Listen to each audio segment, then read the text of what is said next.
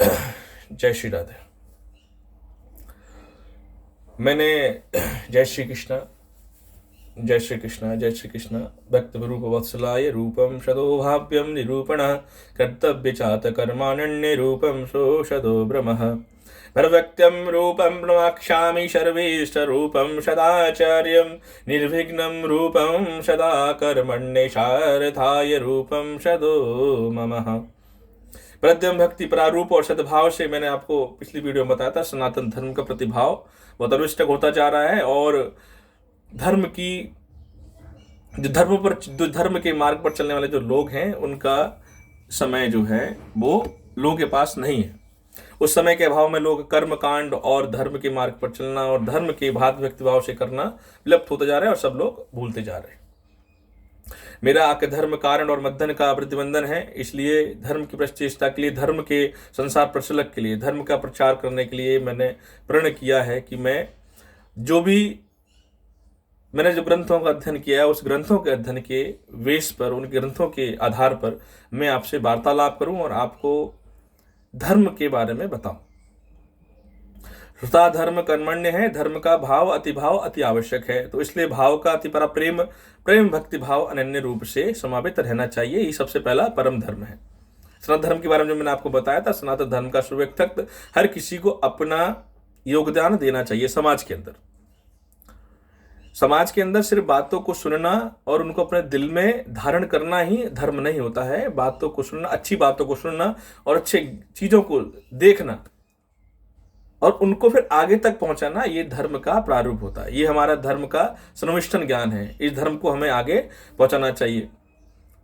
धर्मम धर्मस्य रूपम तयो प्रभ्यम सदा आत्मनः कृत्यम शुभे मार्गदर्शनाभत्यमताय मनुष्य जीवन दुर्बला सदाचार्य।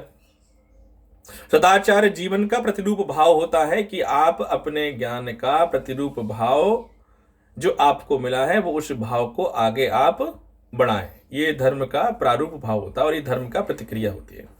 आज का मेरा विषय है पूजा करने की विधि।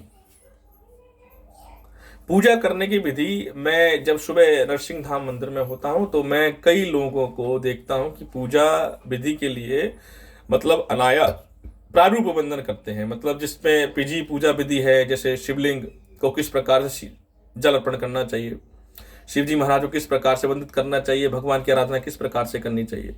देखिए, विधि तो ऐसा नहीं है कि मुझे संस्कृत का ज्ञान है तो मैं आपको वो ज्ञान बता के और आपको ये करूं, नहीं। सबसे बड़ा जो भाव होता है वो हृदय भाव होता है। सबसे बड़ा ज्ञान जो ज्ञान से परे है वो है भक्ति, और जो प्रेम है वो भक्ति का प्रारूप भाव होता है। तो सबसे पहले प्रेम होना अति आवश्यक है। जिसके प्रति आपकी मोह भावना है उसके प्रति प्रेम होना अति आवश्यक है। तो अपने हृदय में सबसे पहले उस देवता के प्रति, उस इष्ट देव के प्रति और उस भगवान के प्रति आपको अपने प्रेम भाव लेके आना पड़ेगा। आपको संस्कृत का ज्ञान है नहीं है उसकी इतनी आवश्यकता नहीं है, लेकिन अगर भक्ति आपको करनी है तो आपके हृदय में भगवान के प्रति प्रेम होना अति आवश्यक है, क्योंकि बिना प्रेम के भगवान का प्रारूप संकलन नहीं होता है। तो सबसे पहले क्या करना है, प्रेम भाव अपने हृदय में जागृत करना है भगवान की भक्ति के लिए। अच्छा, पूजा विधि किस प्रकार से करनी चाहिए। जब आप भगवान शिव को जल अर्पण करते हैं तो जल, कुछ लोगों को मैंने देखा है कि जल लोटे के अंदर क्या करते हैं, उंगली डाल के फिर ऐसे करके जल अर्पण करते हैं। तो वो क्या होता है, वो विधि गलत है। वो क्या होता है, वो आपका जल खंडित हो गया, अर्पण खंडित हो गया। स्वतः जल को अर्पण करने के लिए जल को हमेशा से लोटे को इस प्रकार से लें और इस प्रकार से जल को अर्पण करें और स्वतः धीरे धीरे अर्पण करें। ऐसे नहीं कि एक साथ डाल दो, तो ऐसे नहीं होना चाहिए। जल को स्वतः ऐसे हाथों में लें और उसको अर्पण करें। जल को इस प्रकार से जब अर्पण करेंगे तो जल धीरे धीरे अर्पण होना चाहिए, धीरे धीरे जल चढ़ना चाहिए। इससे क्या होता है, आपके हृदय भाव से, जैसे आप भगवान का, अगर आपको बीज मंत्र का जाप आता है तो बीज मंत्र का जाप, अदरवाइज आप क्या कर सकते हैं, ओम नमः शिवाय, ओम नमः शिवाय। इसके अलावा ओम त्र्यंबकम यजामहे सुगंधिम पुष्टिवर्धनम उर्वारुकमिव बंधनात् मृत्योर्मोक्षेयमामृताम्। ये महामृत्युजय मंत्र का जाप सुविंत्र, जब चंद्रमा को मोक्षण, जब चंद्रमा को श्राप लगा था, चंद्रमा का अलवक्षण हो गया, तो भगवान शंकर ने उनकी पत्नी को बताया था कि इस मंत्र का जाप करिए, चंद्रमा का प्रारूप हो जाएगा। तो भगवान शंकर ने चंद्रमा को जो चंद्रमा से पाप हुआ था, इसके ये हमारा आज विषय नहीं चंद्रमा को क्या श्राप मिला था, हमारा विषय है आज का पूजन भाव। तो इसकी चंद्रमा के बारे में वेदी का व्रत आपको कल बताएंगे कि चंद्रमा को क्या श्राप लगा था। तो भगवान शंकर आप देखते हैं कि चंद्रमा पूर्णिमा को पूरा हो जाता है, फिर कम कम होता चला जाता है। अमावस्या पूर्णिमा तो प्रारूप है, शुक्ल पक्ष कृष्ण पक्ष आपस में मिले जुड़े हुए हैं, मिले हुए हैं। तो चंद्रमा पहले अधिक होता है, फिर धीरे धीरे कम होता चला जाता है। तो वो क्या है, श्राप का एक अंश है, श्राप का अंश है। तो भगवान शंकर ने चंद्रमा को अपने मस्तक पर धारण किया हुआ है, इसलिए धारण किया हुआ है ताकि संसार के धर्म के लिए, देखिए हर देवता ने धर्म की रक्षा के लिए और धर्म का अनहित ना हो, धर्म का प्रचलन चलता रहे, इसलिए हर देवता ने अपना अपना योगदान दिया है। चाहे वो भगवान शंकर हो, चाहे भगवान श्री विष्णु महाराज मेरे आराध्य भगवान श्री राम हो, या हनुमान जी हो, सबने अपना योगदान धर्म के लिए दिया है और धर्म की स्थापना करने के लिए। धर्म क्या है? धर्म मनुष्य के जीवन का, जीने का और उसके चलने का एक मार्ग है। जिस प्रकार से आप जाते हैं ना, चौमू से दिल्ली जा रहे हैं, चौमू से जयपुर जा रहे हैं, कहीं भी जाते हैं, एक मार्ग है। तो मार्ग जितना अच्छा हाईवे बना होगा तो आपको सरलता होती है मार्ग पर चलने के लिए, जाने की आने की आवश्यक सरलता होती है, आप आराम से चल सकते हो, आ सकते हो। लेकिन जहां आपने देखा होगा कि जहां पे रास्ता विचक होता है, जहां पे रास्ता टूटा फूटा होता है, तो आपको भी कष्ट होता है चलने में, आपकी गाड़ी को चलाने में। तो जो हमारे धर्म ग्रंथ हैं, ये वो मार्ग हैं जिसके द्वारा हम अपने जीवन को सार्थक बनाकर अपने लक्ष्य की प्राप्ति कर सकते हैं। तो इसलिए मैं हमेशा से बोलता हूं, ग्रंथों का अध्ययन करना चाहिए। ग्रंथम रूपम अध्ययनायस्ते रूपम ग्रंथ अध्ययनम शुभावस्ते द्रव्य धर्मास्तनापनत कर्मण्ये कर्मणत शुभो शास्त्रमय। अर्थात ज्ञान भद्रमांब का, शास्त्र का ज्ञान प्रवरूप, इसका अध्ययन करना चाहिए। जब ग्रंथों का अध्ययन करते हैं तो आपके दिल में भाव उत्पन्न होता है। जब आपके दिल में भाव उत्पन्न होता है तो आप क्या करते हैं, आपके दिल में एक करुणा जागती है। जब करुणा जागती है तो क्या करते हैं, आपके मन में विचार आता है कि मैं किसी का भला करूं, मैं किसी का बुरा नहीं करूं, मेरे मन में किसी के प्रति ईर्ष्या नहीं होनी चाहिए, किसी के प्रति गलत भाव नहीं होना चाहिए, ईर्ष्या का त्याग कर देना चाहिए। बेसिकली सबसे इंपॉर्टेंट बात है कि अपने दिल से ईर्ष्या का त्याग अवश्य करना चाहिए। अगर आपके मन में लोभ, ईर्ष्या, काम, मद है तो उसमें भगवान की भक्ति का प्रारूप ज्ञान आपको अन्वंतर रूप से नहीं मिलेगा। कुछ लोग दुर्वाग्रास जो है भगवान शिव को भी अर्पण करते हैं और माता को भी अर्पण करते हैं, नंदी जी को भी अर्पण करते हैं, गणेश जी को भी अर्पण करते हैं। असल में ध्रुवा घास जो दूब घास होती है वो सिर्फ गणेश जी को ही अर्पण की जाती है और किसी देव को अर्पण नहीं की जाती है। उसके पीछे कथा है कि गणेश जी को क्यों की जाती है। गणेश जी को जब भूख लगी थी ध्रुवा घास परद्र में, तो ध्रुवा घास की 21 पोटली उनको अर्पण की गई थी। उसके बाद से उनका जो पेट, जो उनका उदर है वो फट गया था अधिक भोजन करने से, तो वो भी एक प्रारूप था, उसकी भी कथा है। तो हरि अनंत हरि कथा अनंता, हर एक कथा के पीछे एक एक कथा का वाचन है। किसी के मन में कोई भी सुविचार, किसी के मन में किसी प्रकार की कोई शंका रहती है तो मुझसे बात कर सकता है, मुझसे वार्तालाप कर सकता है। वार्तालाप करने से कभी कभी शंकाओं का निदान हो जाता है, अनुविज्ञान हो जाता है। तो पूजा मैं आज जो आपको बताने जा रहा हूं वो विधि है भगवान शंकर का पूजन।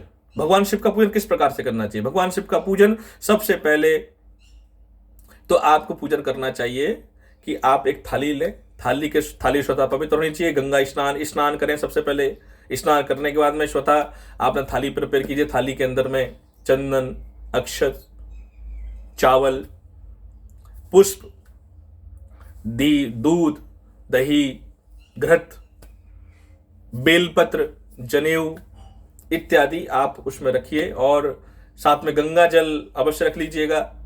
तो गंगा जल को अर्पण करके भगवान शिव के पास जाए, भगवान शिव से संकल्प वाश करें कि हे प्रभु मैं आपकी पूजन के लिए दृढ़ संकल्प करता हूं। गल में गंगा जल भर के संकल्प कीजिए।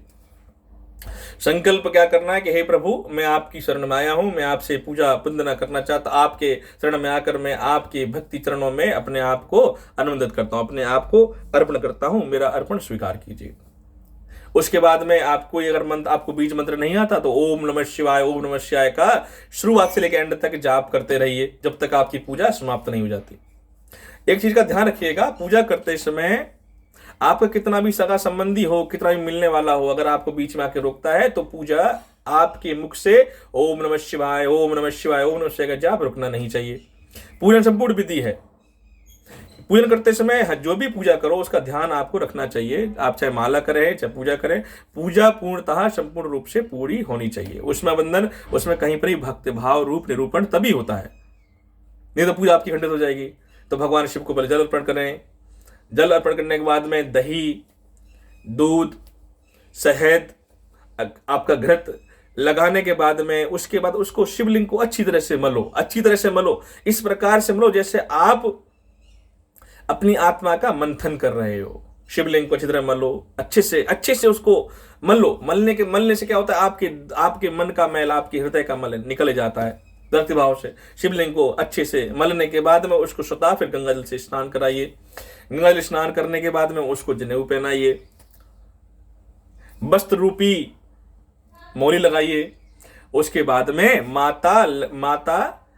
माता पार्वती का, भगवान शिव का गठबंधन कीजिए। गठबंधन या तो एक बार में कीजिए अथवा 3 बार में कीजिए, 2 बार नहीं होता है, प्रथम बार या तृतीय बार उसका उनका माता का और भगवान शिव का गठबंधन कर दीजिए। तो गठबंधन करते समय ओम शिवाय गठबंधनाय नमः, ओम शिवाय गठबंधनाय नमः, ओम शिवाय गठबंधनाय का जाप कर दीजिए। गठबंधन करने के बाद में बेलपत्र और अक्षत का तिलक लगाइए। तिलक लगाते समय क्या करना है, ओम माधवाय नमः, ओम माधवाय नमः, ओम माधवाय नमः, त्रिरूपण तिलक लगाना है आपको। तो इसका जाप करना है ओम श्री माधवाय नमः, ओम श्री माधवाय नमः का आपको जाप करना है। जब तिलक लगा दे, तिलक के बाद में आपको अक्षत पुष्प आपको लगाना है। तो क्या करना है, ओम अक्षताय नमः, ओम अक्षताय नमः, ओम अक्षताय नमः, ओम अक्षताय नमः का जाप कीजिए। उसके बाद में बेलपत्र चाहिए। तो क्या करना है, ओम त्र्यंबकेश्वराय बेलपत्राय समर्पयामि, ओम नमः शिवाय बेलपत्रम समर्पयामि, ओम भीमाशंकराय बेलपत्रम समर्पयामि, ओम काशी विश्वनाथाय बेलपत्रम समर्पयामि, ओम रामेश्वराय बेलपत्रम समर्पयामि, ओम महाकालेश्वराय बेलपत्रम समर्पयामि, ओम कृष्णेश्वराय बेलपत्रम समर्पयामि, ओम भीमाशंकराय बेलपत्रम समर्पयामि। जो ज्योतिर्लिंग है, ज्योतिर्लिंग का नाम ले लीजिए और उनको अपने भक्ति भाव से बेलपत्र उनको अर्पण कीजिए। ओम अक्षत समर्पयामि, जो पुष्प अक्षत है उनको अपने हाथ में लेके उनको समर्पण कीजिए। ओम पुष्पम समर्पयामि, ओम अक्षताय समर्पयामि, ओम पुष्पम समर्पयामि, ओम पुष्पम समर्पयामि। ये समर्पण भाव आपका प्रकार रहना चाहिए। उसके बाद में जब आपने अर्पण कर लिया तो भगवान से प्रार्थना करनी चाहिए।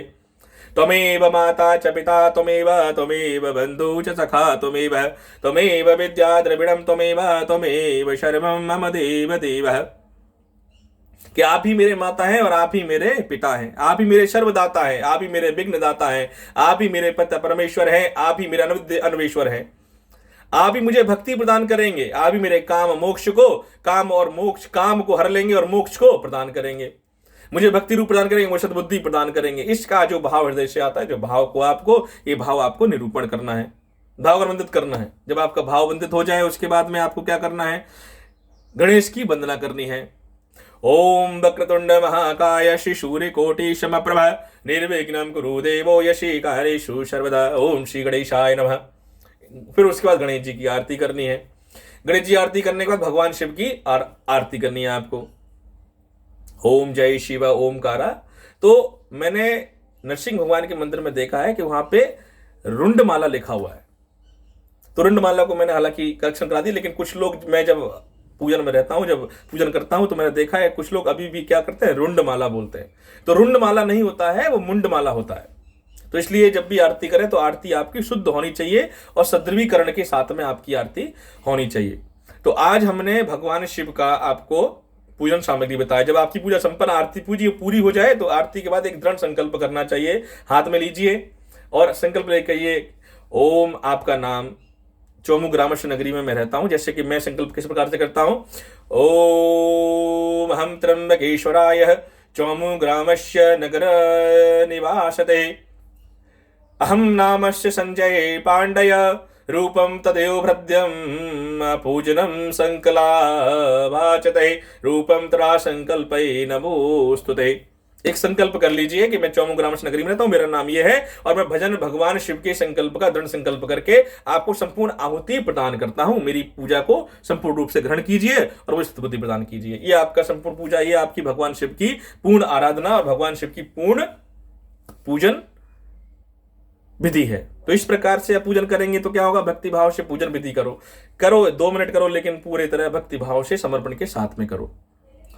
आज का हमारा विषय सिर्फ पूजा का था। कल की विधि रहेगी हमारी किस प्रकार से, कल का जो हमारा विषय रहेगा वो विषय रहेगा कि किस प्रकार से हम कितनी किसकी परिक्रमा करनी चाहिए, क्या भाव होना चाहिए। अगर किसी के प्रति दोष है, जैसे किसी का राहु मंगल दोष है, तो उसको किस प्रकार से निवारण करना चाहिए, इसके वृद्धि के बारे में बताएंगे।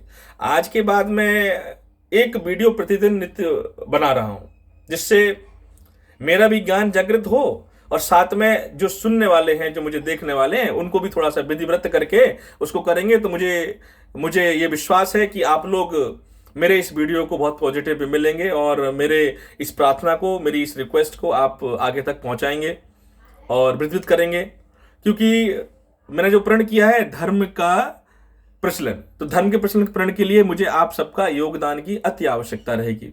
तो मेरे इस योगदान को आवश्यक कीजिए। इस वीडियो को मैं YouTube पे अपलोड करूंगा, उसके बाद में जितना ज्यादा दिखता है उसको सब्सक्राइब भी कीजिएगा और जो बेल आइकन है उसको भी दबा दीजिएगा। इससे क्या होगा, मेरी जितनी वीडियो आपके पास आएंगी वो सब आपके पास उसका अलर्ट आ जाएगा, आपके पास मैसेज आ जाएगा, तो वो आप उसको देख सकते हो। जब भी आपके समय हो तो मेरे पूरे वीडियो को एक बार जरूर देखिएगा। मेरी ये कोशिश है कि अधिक से अधिक संख्या में लोगों को मैं अपने साथ में जोड़ूं, जिसके साथ धर्म का आगे प्रचलन हो। और जो मैं आपको बताता हूं, मेरी आपसे बार बार प्रार्थना है कि आप उसको अपने तक मत रखिएगा, आप उसे आगे तक पहुंचाइएगा। क्योंकि धर्म का प्रचलन और धर्म की स्थापना जो हो चुकी है, उसका प्रचार हम और आपको करना है, ताकि अधिक से अधिक लोग संस्कार धर्म के बारे में जाने और प्रतिरूप संस्कार के बारे में जानकर उस संस्कार का पालन करें। ये मेरी आपसे प्रार्थना है। आज के लिए मैं आपसे अनुमति चाहूंगा। कल नई वीडियो के साथ में और नई विधि के साथ में आपसे आकर समक्ष आकर आपको उसका अनुमत कराऊंगा। तब तक के लिए मैं आपसे क्षमा चाहता हूं। तब तक आपके लिए आपसे प्रार्थना करता हूं और आपसे विदा लेता हूं। धन्यवाद। जय श्री कृष्ण।